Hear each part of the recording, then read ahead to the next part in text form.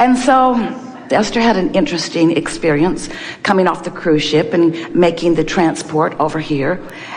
Because as they come off the cruise ship, some of you have done it, some of you just did it, the luggage is all in a big place. All of the luggage. They take it from you the night before, which makes getting off the ship really easy. You just bring a very small bag of things you couldn't live without through the night. And so there your bags are, and there's quite a frenzy, a lot of people, a lot of bags, a lot of sifting and sorting. And the wonderful people that were helping Esther and all of this great team off the ship were sort of guiding them. And Esther could see her 3 bags, her 3 very big bags, and all was well. They were on the luggage cart, but Esther started getting this feeling of discomfort about the luggage. And she wanted to tell herself that it was irrational, but it was a strong feeling of something not going the way she wanted it to go. Now, you could say it was a little bit like falling a little bit out of an airplane, because there was a momentum to it. Esther felt it rather strongly. And she wanted to do what she really does well. She wanted to wrestle it to the ground and kill it. She wanted to stand there and watch the bags and make sure that the right bags got put in the right van, because she's a smart girl and she has seen the wrong luggage go in the wrong van to the wrong place on more than one occasion. So she has a vibrational pattern about things maybe potentially going wrong, or she has psychic sensing about things maybe potentially going wrong. Ooh, what to do? Which is it? Which is it? Am I falling out of an airplane and I should just wait for a minute and it'll be over? So Esther decided, I'm going to, once and for all, under this stressful condition, behave myself. I'm going to put myself in the van like all my staff wants me to do. They want me to take my worrisome self and get out of the way. So Esther took her worrisome self and she got out of the way. She got on the van and she thought about falling from an airplane, and she thought about going general. Things are always working out for me. But she questioned, what is this feeling about? And does it matter at all?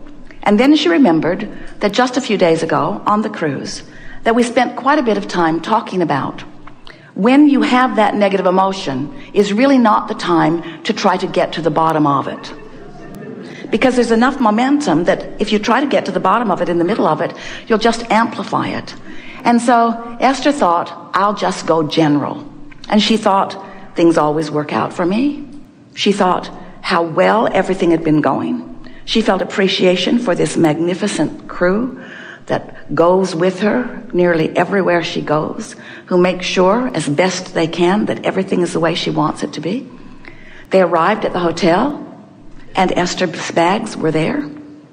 So was everyone else's bags. And Esther thought, so Esther, what was that about?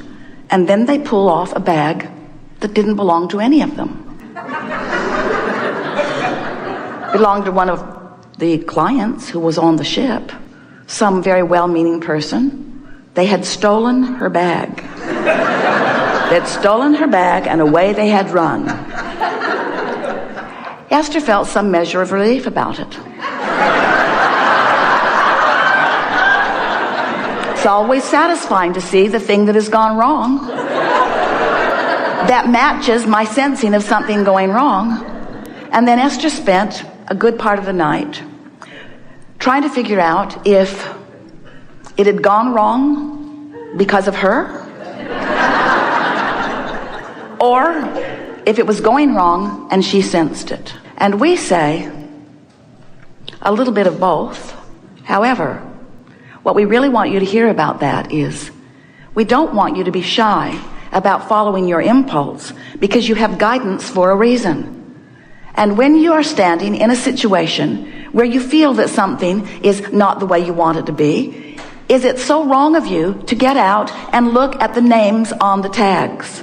Because the people who were handling the bags had never seen any of these bags before. They didn't know any of these people before. They really were not in a position to really know how to do what Esther knew how to do. So would it have been so wrong for her to take action? And this is really what we're wanting to talk with you about. We want you to find this wonderful marriage between the inspiration that you feel, your vibrational reading, your intuitiveness, the inspiration that comes through, the guidance that is coming from broader perspective, and how your action fits into it, you see. We want you to be the physical beings that you are and to apply the action that you know how to apply.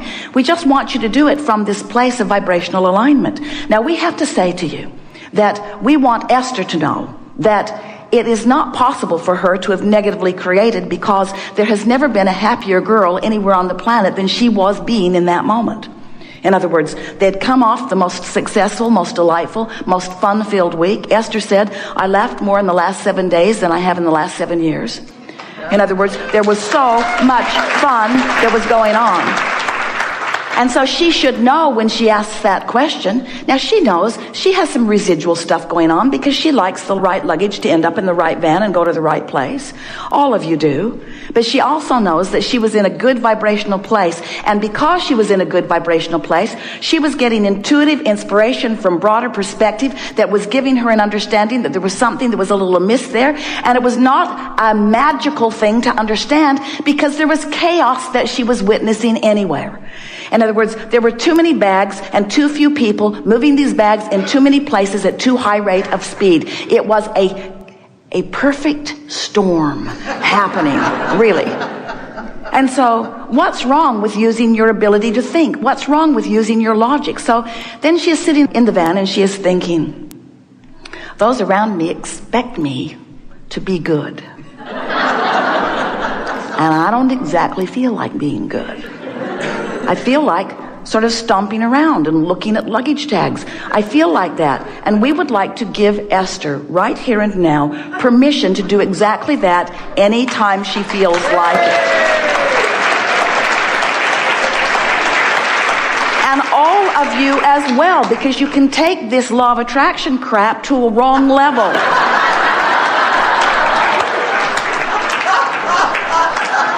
You are physical beings here in physical bodies. You've come with eyes and ears and noses and fingertips and tongues. You've come to decipher your time-space reality. You don't need to look into a crystal ball to figure out if your bag's on the bus. You have the ability. We just want a comfortable integration between all of this. And we want you to know that everything is always working out for you. But isn't it fun to be a deliberate creator?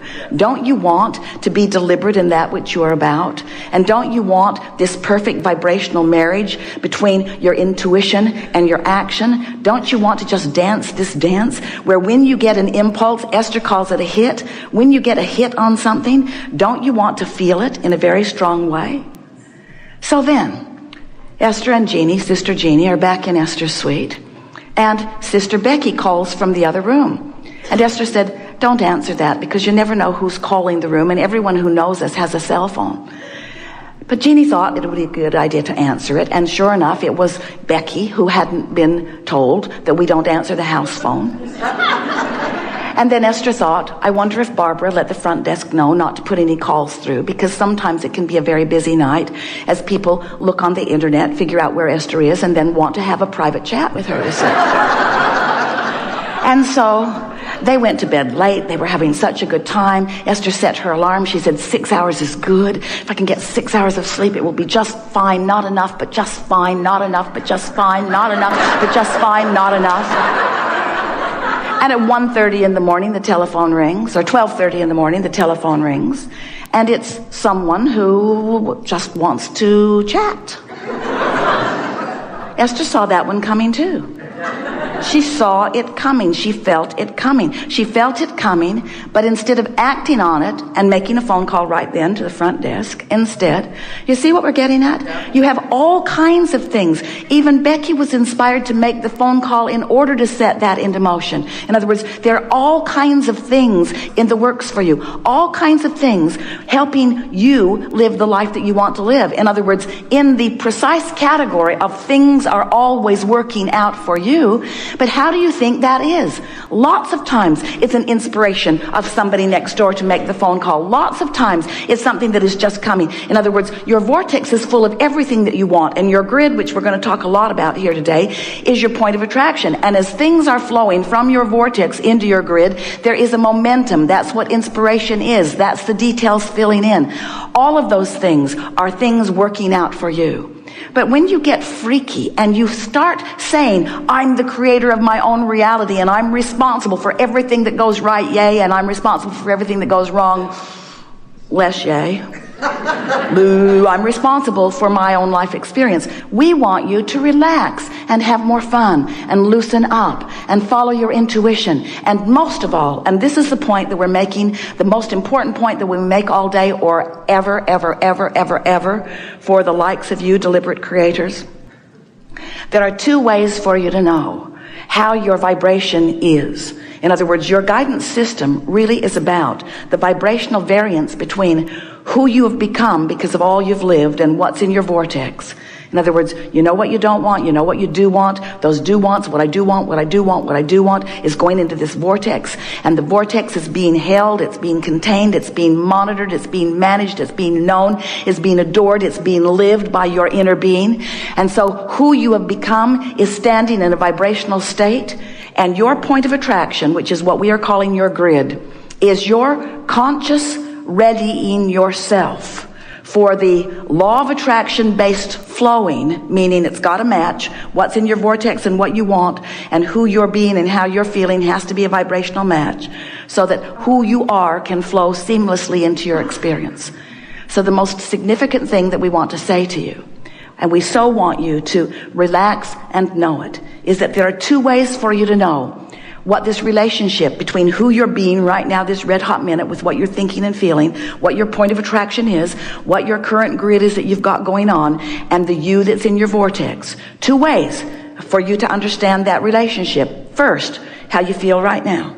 Sometimes it's a little confusing. Esther's been listening to us for a long time. She sat on that bus in a state of confusion. She was feeling something. She didn't understand what she was feeling, and she was feeling a little bit guilty about feeling something that she didn't want to feel. And we say, are you guilty when your gas tank says empty? No. So guilty about that, I've put a happy face sticker over it. I don't want to read my indicators. Because what if my indicator is indicating something unwanted? Then doesn't that mean I'm inappropriate in some way? No, it means your indicator is working. It means there's something that you want that you're not a vibrational match to. So the first way is you feel it. The second way, we love you very much. It's going to manifest and it's going to be obvious. Don't you sort of like that? Don't you like it when something that you felt manifests? And you recognize, oh, that's what that was about. And then you are in the perfect position. Then you are in the perfect position to smooth out your vibration, what we call prepave for your future experience. So we would like to make a startling, maybe to some of you, certainly blunt statement. We think it would be a good idea if you would do your creating in advance. In other words, just plan for things as you want them to be, and then just live with what you've already planned. You're following? Yeah. Good. We're eager to talk with you about anything that is important to you. Nothing is off limits, but there will be a wonderful, delicious unfolding here. You're going to be closer to us than you have been before. The hot seat is on the platform. It's really a wonderful thing. Stairs on either side, so make yourself comfortable as you are coming up. We would ask that you wait for us to pick you out of the audience before you come up. Sometimes you may think that we're pointing at you when we're actually pointing through you to the person behind you. And so we'll point in your vicinity, and as you think it's you, stand up. And if it isn't, we'll ask you to sit down. Pouting doesn't help. We're going to have a wonderful day. Begin right here. Stand if you think it's you. Not you. You. Wait. Another thing that will help is that when we pronounce you the one, if you're not standing, you're not the one.